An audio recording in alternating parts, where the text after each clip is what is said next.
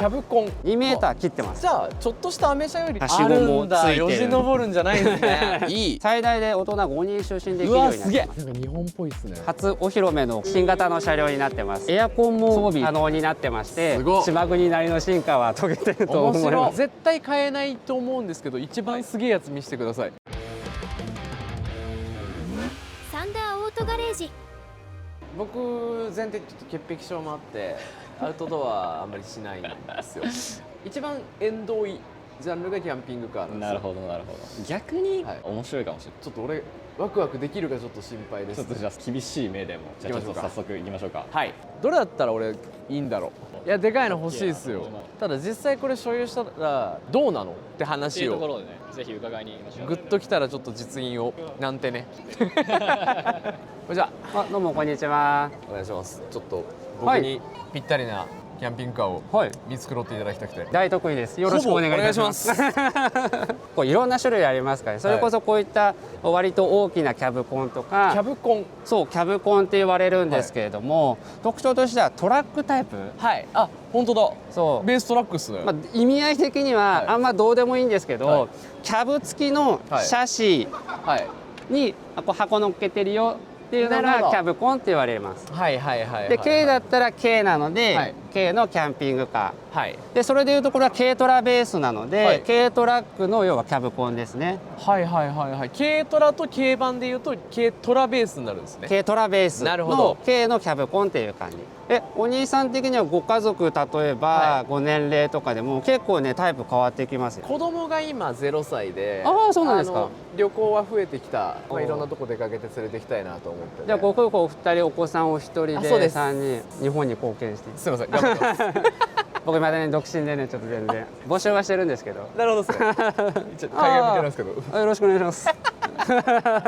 うちの東和モーターズ販売っていうんですけれども、ベース車両がカムロードベースの車両はい。で、結構何種類か展開している中でも、はい一番コンパクトな、はいはいはいはい。割と日本の道路事情とかにも合わせて作ったようなこう車になりますそっ。か、もうホイールベースとかは一緒なんですか。一緒ですね。要は一般に市販されてはいないんですけれども、はいカムロードって、はい。市販されて車でいうとトヨタのダイナとかはい。がそれに当たるっていうたまに感じです。引っ越しで借りたりしてあーそうですねはい全然乗れますもんね普通に。大体こうカムロードベースで作られているキャブコンって全長が5メーターとかなんですけど、これは全長が4メートル85センチ。お、5切ってるんですよ。じゃあそうなんです最新のレンジローバーとかより下手したらだから短い全ぐらいですよね。然短い、はステーションワゴンアルファードとかと全然高さ以外はもうあまり変わらないぐらいのサイい。ズ感に。幅どれくらいですか。幅がなんと195で2メーター切ってます。じゃあちょっとしたアメ車より全然ちっちゃいですね。そうですね。アメ車も結構やっぱ5メーター超えたりもする5のメーター2で。メーターあるっすもんねそう全然。でやっぱりキャンピングカーをご購入されるにあたって、はい例えばご自宅の駐車場のこうスペースはい。とか前の道路のサイズとかによって結はい構そこがどうしてもハードルになっちゃう、ね、ことはあるので、そういった事情とかに合わせると、はいだからこういう車も面白いよねっていうところで。 5メーター2メーターだはいったら、青空駐車場だったら高さ関係ないじゃないですか。そうですね、はい、全然持てるっすよね普通に。全然大丈夫です。はい。さっき見たのがなんか7メーターとかあったんで、どうあやあってみんな生活中にはねしてんだろうと思って。中にはねありますよね。そっか、じゃあこれでかく見えるけど、はい意外と普通なんですね。そうなんですよ。中とかもしよかっいいっすかたらご覧になっていただければ。キャンピングカーなので、はいなんと日本と同じです。下で靴だけ脱いでどうぞお上これはもうがりください。日本の文化っすよね。そうですね。確かに自分で買っても脱ぐな絶対。もちろんオーナー様はねこのステップまでね靴で上がっていただいてって感じなんです。お邪魔します。なんか新築の家のどうですか匂いしません。。本当ですか。はい。ちょっとね新車の匂いプラス、はい新築の匂いも混ざってみたいな感じで。はあ、すげえ。で奥にシングルを抱き合わせた、い一応サイズ感的にはダブルサイズのベッドぐらいの広さになってじゃあます。全然子供と奥さん3人とかでも寝れるっすよねこれで。そうですねはいはいはいはい。このね幅でいうと180ぐらい、奥行きもう120ちょいぐらいはあるので、全然余裕っすね。あとバンクベッドって言って、はいキャブコン面白いのがこのおでこの部分。あでも人がトラックの運転手さんとかが寝てるようなスペースっすよね。でもねそんなイメージに近いかもしれないです。はいはいはいはい普段はここをこう収納しておくんですけれども、はいベッドにするときはちょっと手前にスライドしてあげながら、おーでね、一応ちゃんと安全に上がれるようにはしあごもつるんだ。いてる。よじ登るんじゃないんですね。僕なんかね全然よじ登る派なんですけど、はいはいはい一応ね危ないのでしっかりとこう手前までスライドしてもらって、上に乗ってるマットレス2枚引き詰めてもらえれば、これで簡単に上で大人2人これでも寝れちゃうぐらいの感じですね。ちょっと寝っ転がった時のこうサイズ感とかレビューもらえたら僕が身長170の65キロぐらいなんで、日本人の平均ぐらいなんですよ。ちょうどいいですね。そんな感じですぴったりね。もうちょっと背の高い方とかだともう斜めにしてもらったりとか、もうちょっとゆとりもできたりするので、いいカーテンもついているので、はい仕切りも作れて、窓にもですね、全部こう網戸、うわすげえ、ブラインドっていうのがついているので、なんか日本っぽいっすね。ちゃんと外からも見えないようにっていうところで、ここも展開してあげると1人寝れるようになるので、最大で大人5人就寝できるようになってます。すげえ。やっぱり日本の家族構成って、はいまあ大体4名様家族とか、はいお兄さんみたいに3人のところもいればむしろ5人のところとかもあったりするので、できるだけたくさん乗れて、たくさん寝れてっていうのが一つスタンダードなところでありますね。なるほど。これが例えばヨーロッパの方とかの輸入車になってくると、はいどっちかっていうとご夫婦2人向けの贅沢仕様だったりする車も多いので、ちょっと国産のキャンピングカーとまたちょっと違うところもレイアウトでもあったりするんです。国柄というか文化の違いなんですね。そうですね。ただの家のキャビネット収納とかと違って、はいしっかりと全部こうロックがかかるようになってるんです確かね。に走行中にちゃんとロックがされてないとパッカパカ開いちゃうので、楽しいね。子供絶対喜ぶっすよね。小さいお子さんとか特に高いところ大好きなので、はい。あ、一応シートベルトもあるんですね。そうなんです。そこがちょうどセカンドシートになるんですけれども、はいよくあるそのお腹周りでかけるん2点式のシートベルトになります。肩からかける3点式のシートベルト、こちらのサードシートの方に今ちょっとごめんなさいね隠しちゃってるんですけど、はいについてます。多分後々チャイルドシートとかベビーシートとか3点式シートベルトで固定できるものだったら確かにここで設置できます。そういうところもちゃんと考えてあるんだ。ありがとこれはうございます。するよね。サンダーオートガレージ。もうちょいちっちゃいのだと何が変わるんですか？思い切ってすごいちっちゃいの行ってみます。うち、はい駐車場やっぱり高さこれはマンションの地下だと入らないと。やっぱねそういうところ多いんですよね、はいそしたら K のキャブコンもしよかったらいいですか？これだと閉まっても高さ2ちょいぐらいですよね。はい2メーター以下になるので、はい例えばマンションにお住まいの方とか立体駐車場とかも、一番現実的っすね。車両のサイズ感的には、はい軽自動車の枠に収まってるので、もうナンバーも黄色です、維持費も当然軽自動車はいはいはいはいはい。だけどもちょっと外枠外装仮装を作って中もちょっとラグジュアリーにいろんな電装品もつけてって豪華にしてる車がこちら、なるほど軽のキャンピングカーっていうあ、でも上開くとだいぶ圧迫感ないですね。ポップアップルーフって言って屋根が上がるようになってまして、はい例えば天気のいい日とか、はい気分によってはこの上でテント泊なんかも一緒に楽しめるような作りになってます。でこの車がバディっていう名前なんですけども、はい今回この幕張メッセの展示会初お披露目の車の新型の車両になってます。なんとこのエアコンも装備設定が可能になってましてすごっ。今の日本の暑い夏にも対応した車両になってます。エアコン何時間ぐらいいけるんですか？夏場の日中とかはおそらく5、6時間ぐらいは動かせられるんじゃないかなと。じゃあ夜寝ながらつけててもまあ一晩ぐらいだったら全然大丈夫です。すげえ。やっぱリチウムバッテリーとかの進化によってキャンピングカーだいぶ快適性上がってますよね。いろんなやっぱりエアコンとか電子レンジとか FF ヒーター暖房とか、はいアイテムを使うので電気っていうのがすごく大事になって、海外もやっぱりバッテリーなんですか？これが意外に海外はその辺があんまり進化してなくて、あ、そうなんですか。意外に標準でついてるサブバッテリーはもう100アンペアとか200アンそんなもうペアぐらいで、秒じゃないですか。そうでエアコンもついてなかったりとかあそうなんだみたいなのが多いです。で向こうはどちらかというと LP ガスボンベ文化だったりするので、はいガスでいろいろ賄ったりとかあいう文化圏だったり面もあります。白い。そこもねやっぱ日本とちょっと違うと。はい。なんか独自な進化遂げてるんですね、日本。でもやっぱねガララパゴスじゃないですけれども島国なりの進化は遂げてると思います。これ欲しがる海外の方多いっすよね。結構こういった会場でも海外の方いらっしゃるので結構食いついていらっしゃいますよ。そうっすよね。これいいな。何人寝れるんですか、これだと？最大で4人まで就寝可能です。マジっすか4人乗りの4人就寝の車ですね。うわ、水もちゃんと出るんだ。ちっちゃい可愛らしいシンクになってるんですけれども、ポリタンクが一応この中に入っていて、はい。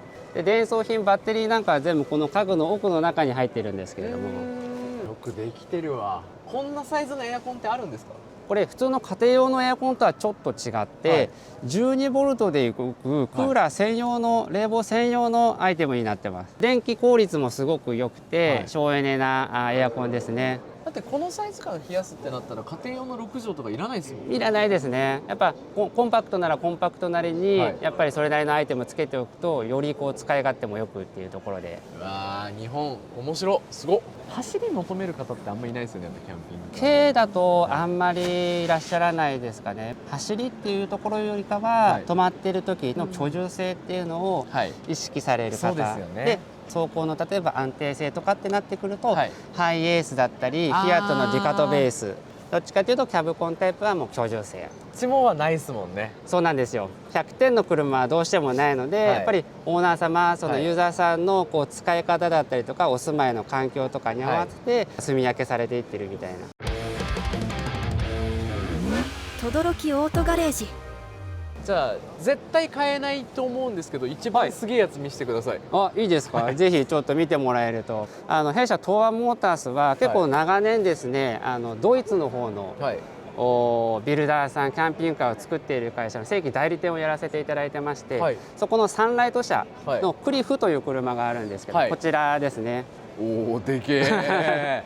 だってこの高さなのにまだ上開くんですか？そうなんですよ。デュカトベースでも若干珍しいポップアップルーフ仕様にもなってて、屋根の上でも寝れるようになってます。高さがだいたい2m89なので、はい。最初に見てもらった車と高さ的には一緒です。で、全長が約6m。おお、でかいですね。で、横幅はですね、割とコンパクトです。2m5cm。あ、じゃあ道を選ばなくてもまあある程度は、走れますね。はい、普通車の駐車スペースとかだと横幅は基本大丈夫なんですけど、はい。どうしても長さ長はさがちょっと出ちゃうかなっていうとこ確かにろですかね。とんでもないホイールベースの長さですもんね。そうなんですよ。この長さがあるので走行が安定しているっていうのはあります。そういうことなんだ。まあフィアットのデュカトベースですね。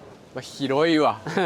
広いわ。中の作りもちょっと豪華な仕様にもなっています。トイレとシャワーも標準でついております。すごっ。でもちろん温水設備も整ってますので、はいシャワーからもこのキッチンのところからも温水が出せるようおになって、湯が出るんですね。そうなんです。すごっ。